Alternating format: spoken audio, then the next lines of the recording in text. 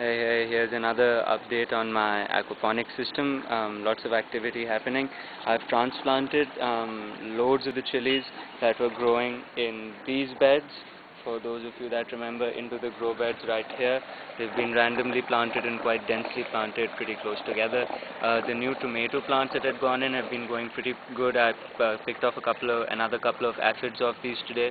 This one plant, very strange, seems to just have gone completely awry since yesterday. I don't know why. It was fine yesterday.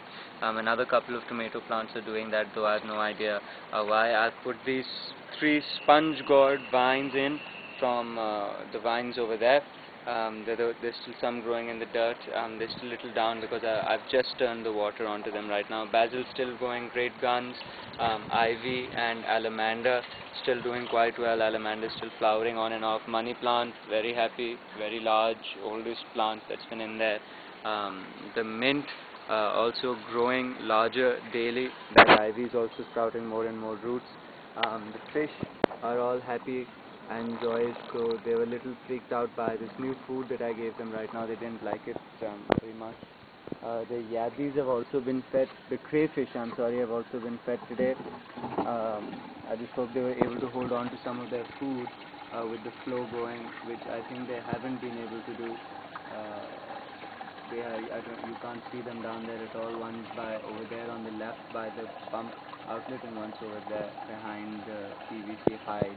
I'm going to set up some eggplant and some coriander and some corn seeds that I had set up in these the planters as well, and I did another foliar spray with this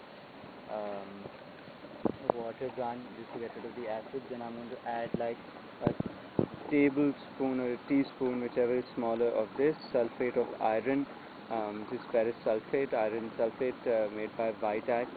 Yeah, I'm pretty sure I read plenty of places this is fine to add, so I'm just going to add it into this inspection pipe, and hopefully it will dissolve from there and do my plant some good for these little bits of yellowing that you can see on the outside of the leaves that I'm diagnosing as an iron shortage. And there's some shells that are being washed right here by my gardener, good man.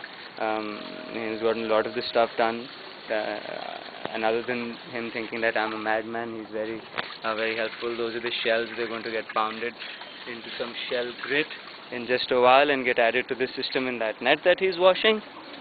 So let me know what you guys think about the planting density and all this, because this basil is going to come out, some sweet basil is going to go in there, some corn seeds have been put over here, and they're going to be replaced by the seedlings if they don't come up. Coriander has just been thrown around here and there, and some eggplants are going to get added in this region or hereabouts, wherever I can make some space, or I'll put up the parallel grow bed. So thanks for watching, you guys, and keep the comments coming. Thank you.